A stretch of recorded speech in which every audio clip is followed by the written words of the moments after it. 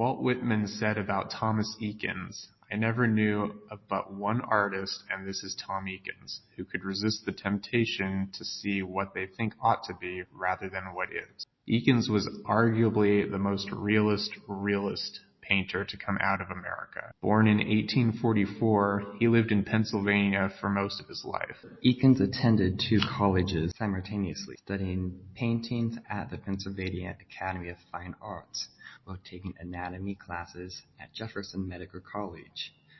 His anatomy was honed from those classes, and also his collaboration with none other than Edward Muybridge. Muybridge would help procure sequence still photos of bodies in motion so that he could reference them in his paintings. Everything Eakins did was meant to cater to realism. His portraits were always true to life, regardless of the opinions of his subjects. He was influenced by Diego Velázquez and Rembrandt. His church's location in the States put him in proximity to many different sports. He had the Schuylkill River for rowing, a lot of boxing nearby, and even the Philadelphia Athletics, and you can see all of that showing up in his subject matter. Today, it's kind of a real look into turn-of-the-century sports.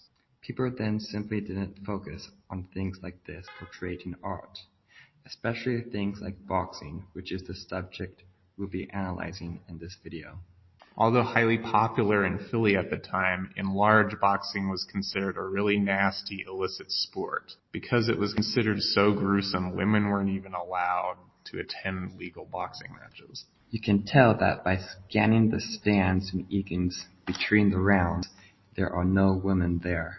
This work is the first in a 3-part series of boxing paintings that Eakins did, all centering around the exploits of this featherweight boxer, Billy Smith, aka Turkey Point. This was a painting based on a sketch he did while attending a fight at the Arena Athletic Club. It was done in 1899, toward the end of his career. It's oil on canvas and actually pretty big, measuring 3 by 4 feet. Just as the title suggests, it is between rounds, early in the match, in either the end or the beginning of round 2. The boxers have returned to their corners. Smith is just there, looking pretty relaxed, sans affect. Yeah, he almost looks indifferent to the match, like he's spaced out and gone to another place. And you can bet that since this is an Eakins painting, this is really what he looked like. A boxing arena looks more like a theater. In fact, it is.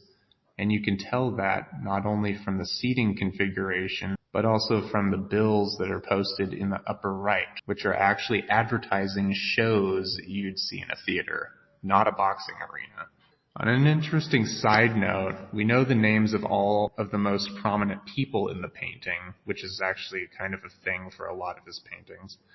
Billy Smith is the boxer. His unseen opponent is Tim Callahan, who won this match in 6 rounds by TKO. The towel man is Billy McCarney. The trainer seen fanning Smith is Elwood McCloskey. And the largest figure at the bottom of the composition is Clarence Cranmer, the timekeeper who actually met with Eakins and suggested watching this specific boxer when looking for a painting subject. Between rounds, along with its other 2 series pieces, Taking the Count and Salutat, although all from different matches, featuring the same boxer, and can sort of be thought of as a complete story of a single match. Smith thinking in his corner early in the match, he eventually gets a knockout and then emerges victorious from the round. Even though this was considered to be a lowbrow subject matter, there's still a sense of grandeur and spectacle with the size of the crowd at this venue and the spotlight pointed right at Smith, who seems to be alone with his thoughts at the moment. Now let's take a look at our second boxing painting, both members of this club, by George Bellows. George Bellows was born in Columbus, Ohio. He moved to New York City to study under Robert Henry, and he eventually became a member of the Ashcan School. He was also an athlete and played semi-professional baseball before moving to New York City to study under Robert Henry.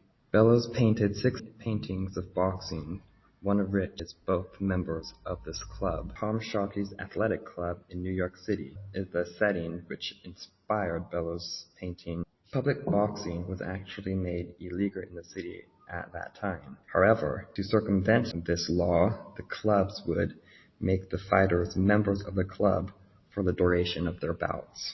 The title of the painting is a reference to the practice of banning the boxers from the club because they were viewed as being socially unacceptable, which Bellows found to be very elitist. Bellows shows his low opinion of the practice in his illustration of the crowd. You can see that Bellows distorts the faces of many of the audience members, which shows kind of an animalistic bloodlust. What happened to the grandeur? We're moved to a dark and gritty basement where the boxers are surrounded by these nightmarish, warped gawkers that almost look like something out of Jacob's Ladder. Bellows may be trying to say something about the darker side of human nature in his portrayal of the crowd. Bellows may also be suggesting that the fighters in the ring may have to contend with social justice in addition to their physical struggle in the ring. The viewer sees the scene from the angle of someone 3 rows back from the fight. The rope of the boxing ring also help to give the viewer a feeling of immediacy since they obstruct the viewer's view. Even though we're looking at 2 paintings done by 2 American realist painters who both lived on the East Coast around the turn of the century and here are essentially painting the same thing, we see 2 very different approaches. While all of Eakins' boxing paintings show the subject right before or right after an action, Bellows gives us a very dynamic and violent tussle between opponents.